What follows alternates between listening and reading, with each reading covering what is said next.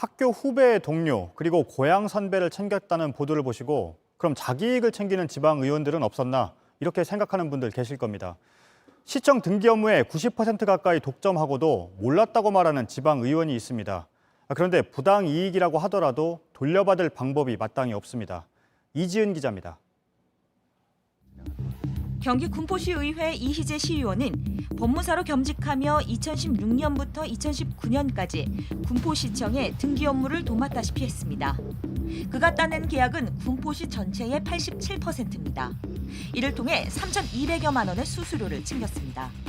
지방자치법에 따르면 지방의원은 해당 지자체와 영리를 목적으로 하는 거래를 할 수 없습니다. 이 의원은 여기서 더 나아가 관용 차량을 살 때 자신과 아는 사람을 통해서 구매하도록 공무원들에게 요구하기도 했습니다. 문제가 커지자 시의회는 이 의원을 제명했습니다. 하지만 불복 소송에서 이겨 의원직을 유지했습니다. 징계가 내려질 사안이지만 그렇다고 제명은 너무 세다고 본 겁니다. 의회 안에서도 국민 눈높이와 동떨어진 판단이라는 비판이 나왔습니다. 법이 국민의 눈높이에 맞지 않아서 발생되는 당사자는 그거 봐라. 나 징계 제명 안 당하지 않냐. 네. 이렇게 되면서 더 큰 것에 가담할 수 있는 그런 계기를 나는 법이 만들어주고 있다. 이익 환수를 할 수 없는 제도적 허점으로 구청은 이 의원에게 한 푼도 돌려받지 못했습니다. 좀 더 법적으로 강력한 규제를 받아야 된다는 생각이 들어요. 지방자치법에는 이익환수 조항이 없습니다. 다시 세금으로 환수되는 그런 것들이 꼭 필요한 것 같습니다. 하지만 이 의원은 문제가 없다고 주장했습니다. 저는 억울합니다 진짜. 우리 직원들 등기사건을 해. 근데 그 주가 잘한다고 하는 거를 내가 뭐 등기사건 했는지도 몰랐어요. 가처분 받아들였잖아요. 네. 가처분 아까 그 집행유지 가처분 받아들였잖아요. 그 문제가 없다고 그러지.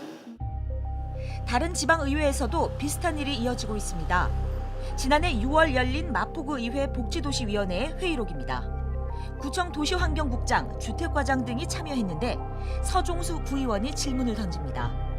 요즘 소규모 재건축에 관심을 두는 이들이 많다고 언급을 하더니 특정 주택의 이름을 언급합니다. 그러더니 주택과에서 담당 직원이 나와서 조합원들을 상대로 설명을 해줬으면 좋겠다고 요청합니다.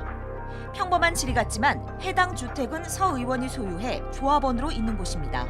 서 의원은 앞서 마포구 의회 부의장일 때 해당 주택 재건축 조합장 선거에 출마해 논란을 빚기도 했습니다. 마포구 의회 의장에게 서 의원 문제에 대해 물어봤습니다. 그런데 되레 뭐가 문제냐는 답이 돌아왔습니다.